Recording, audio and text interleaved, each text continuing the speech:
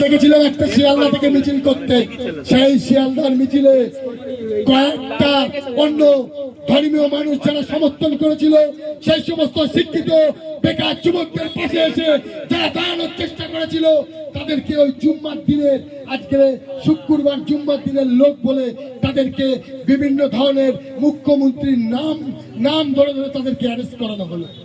কি দেখছি কোন রাজ্যে চলছে, আমরা কোথায় আজকে চলছে, কোথায় এই রাজ্যটাকে চলে যাচ্ছে?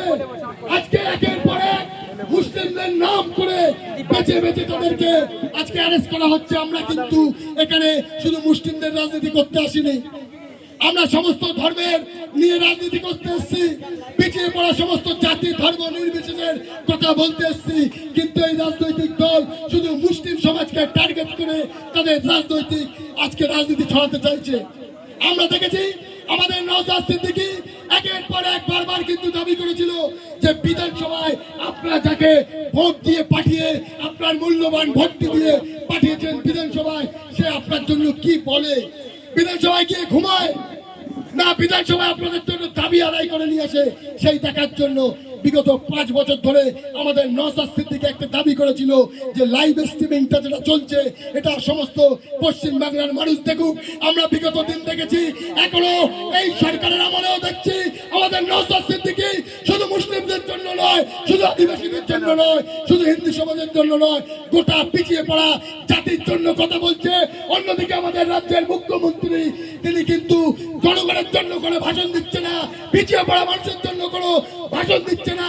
আজকে যারা বঞ্চিত, আজকে যারা শোষিত লাঞ্ছিত, তাদের ঘরের মা, তাদের ঘরের কন্যা, তাদের ঘরের সন্তানরা ধর্ষিত হচ্ছে, তাদের জন্য কোন রকম আজকে আওয়াজ তুলছে না। শুধু তিনি সেখান থেকে বড় বড় ডায়লগ পাচ্ছে তৃণমূলকে কিভাবে ধ্বংস করা যাবে। আরে আমাদের মুখ্যমন্ত্রী তিনি যেমন বিজেপির মুখ্যমন্ত্রী, তেমন আমাদের মুখ্যমন্ত্রী, এখানে যারা দাঁড়িয়ে আছে সকলের তিনি মুখ্যমন্ত্রী। তা আমরা তার মুখ থেকে কি শুনবো?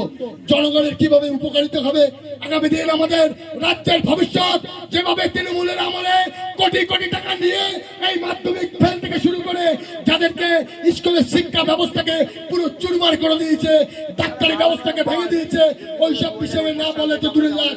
আমাদের রাজ্যের মুখ্যমন্ত্রী বারবার তিনি বক্তব্যের মধ্যে তুলে ধরেন যে তৃণমূল কংগ্রেসকে কিভাবে শেষ করবো, এই অভিষেক পন্থীকে কিভাবে শেষ করব, আর ঋতুব্রত পন্থীকে এই পারিশ্চাটা বিজেপির পিটিকে কিভাবে সজাগ করব, গড়ে তুলব। সত্যি অবাক হয়ে যায় রাজ্যের একজন মুখ্যমন্ত্রী কোথায় কি বলছে। আমরা